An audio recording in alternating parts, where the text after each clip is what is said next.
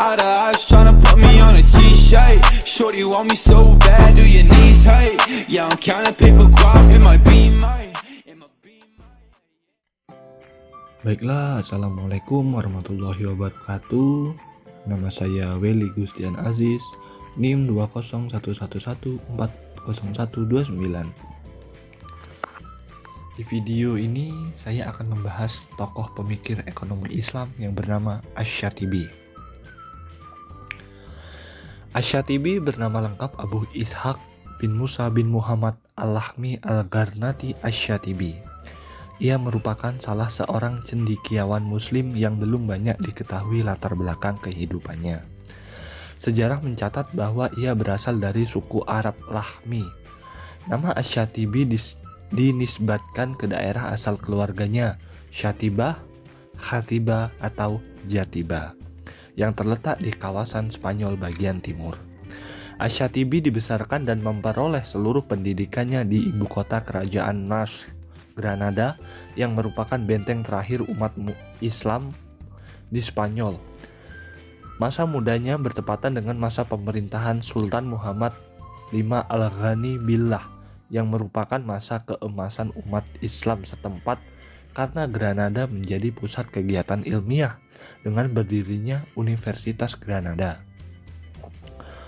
Suasana ilmiah yang berkembang dengan baik di kota tersebut sangat menguntungkan bagi Asy-Syatibi dalam menuntut ilmu serta mengembangkannya di kemudian hari. Dalam proses pembelajarannya serta meneliti pengembangan intelektualitasnya, tokoh yang bermazhab Maliki ini mendalami berbagai ilmu, baik yang berbentuk ulum al-wasail atau metode maupun ulum maqasid atau esensi dan hakikat. Asy-Syatibi memulai aktivitas ilmiahnya dengan belajar dan mendalami bahasa Arab dari Abu Abdillah Muhammad ibnu Fakhar al-Biri, Abu Qasim Muhammad ibnu Ahmad al-Syabti, dan Abu Ja'far Ahmad al-Syakwari. Selanjutnya ia belajar dan mendalami hadis dari Abu Qasim ibnu Sina dan Syamsuddin al-Tilimsani. Ilmu kalam dan falsafah ia pelajari dari Abu Ali Mansur al-Zawawi, ilmu usul fikih dari Abu Abdillah bin Ahmad al-Miqri dan Abu Abdillah Muhammad bin Ibnu Ahmad al-Syarif al-Tilimsani. Ilmu sastra dari Abu Bakar al-Qurshi al-Hashmi serta berbagai ilmu lainnya seperti falak dan mantik. Selain bertemu langsung, ia juga melakukan korespondensi untuk meningkatkan dan mengembangkan pengetahuannya, seperti mengirim surat kepada seorang sufi, Abu Abdillah ibnu Ibad al-Nafsi al-Rundi.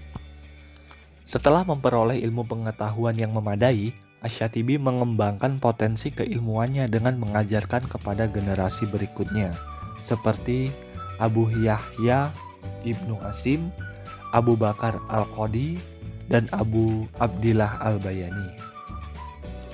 Di samping itu, ia juga mewarisi karya-karya ilmiah seperti Syarh Jalil A'la al-Khulasah fi an-Nahu dan Usul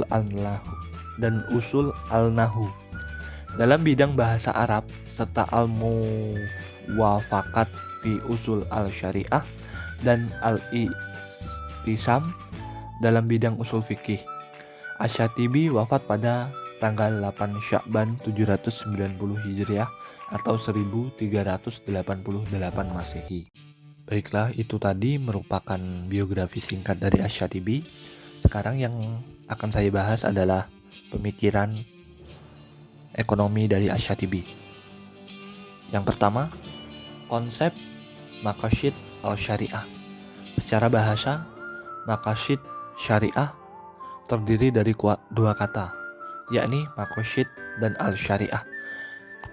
Maqasid berarti kesengajaan atau tujuan, sedangkan al-syariah berarti jalan menuju sumber air, dapat pula dikatakan sebagai jalan ke arah sumber pokok kehidupan. Menurut istilah, Asy-Syatibi menyatakan Sesungguhnya syariah bertujuan untuk mewujudkan kemaslahatan manusia di dunia dan di akhirat. Dari pengertian tersebut, dapat dikatakan bahwa tujuan syariah menurut Al-Syatibi adalah kemaslahatan umat manusia. Lebih jauh, ia menyatakan bahwa tidak satupun hukum Allah Subhanahu wa Ta'ala yang tidak mempunyai tujuan, karena hukum yang tidak mempunyai tujuan yang sama dengan membebankan sesuatu yang tidak dapat dilaksanakan. Kemaslahatan dalam hal ini diartikannya sebagai segala sesuatu yang menyangkut rezeki manusia, pemenuhan penghidupan manusia, dan perolehan apa-apa yang dituntut oleh kualitas-kualitas emosional dan intelektualnya dalam pengertian yang mutlak. Kewajiban-kewajiban dalam syariah menyangkut perlindungan maqasid al-syariah yang ada pada gilirannya bertujuan melindungi kemaslahatan manusia.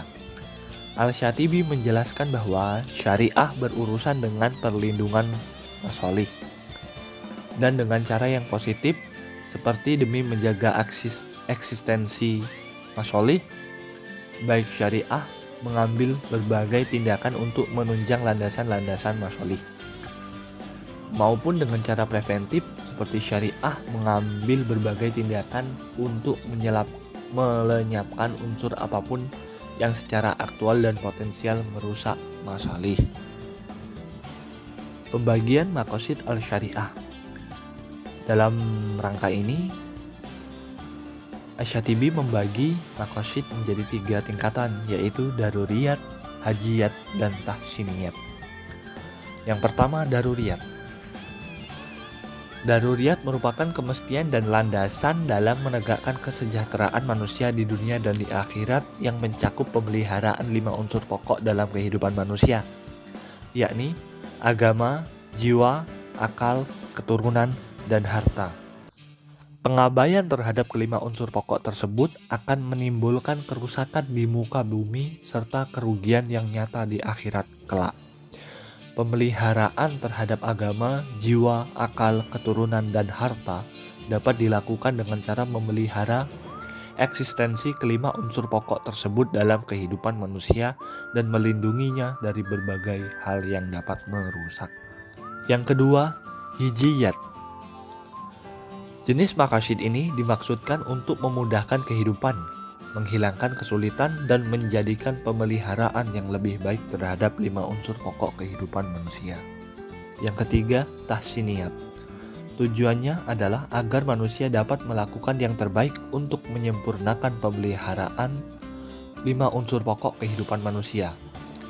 Ia tidak dimaksudkan untuk menghilangkan atau mengurangi berbagai kesulitan, tetapi hanya bertindak sebagai pelengkap, penerang, dan penghias kehidupan manusia. Yang terakhir, beberapa pandangan Al-Syatibi di bidang ekonomi. Yang pertama, objek kepemilikan. Pada dasarnya, Al-Syatibi mengakui hak milik individu, namun ia menolak kepemilikan individu setiap sumber daya yang dapat menguasai hajat hidup orang banyak. Ia menegaskan bahwa air bukanlah objek kepemilikan dan penggunaan tidak bisa dimiliki oleh siapapun. Dalam hal ini ia membedakan 2 macam air, yaitu air yang tidak dapat dijadikan sebagai objek kepemilikan seperti air sungai dan oase, dan air yang dapat dijadikan sebagai objek kepemilikan seperti air yang dibeli atau termasuk bagian dari sebidang tanah milik individu. Yang kedua, pajak.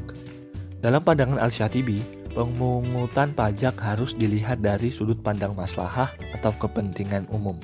Dengan mengutip para pendahulunya seperti Al-Ghazali dan Ibnu Al-Farak, ia menyatakan bahwa pemeliharaan kepentingan umum secara esensial adalah tanggung jawab masyarakat. Dalam kondisi tidak mampu melaksanakan tanggung jawab ini, masyarakat bisa mengalihkannya kepada Baitul Mal serta menyumbangkan sebagian kekayaan mereka sendiri untuk tujuan tersebut. Dari pemaparan konsep maqasid al-syariah di atas, terlihat jelas bahwa syariah menginginkan setiap individu memperhatikan kesejahteraan mereka.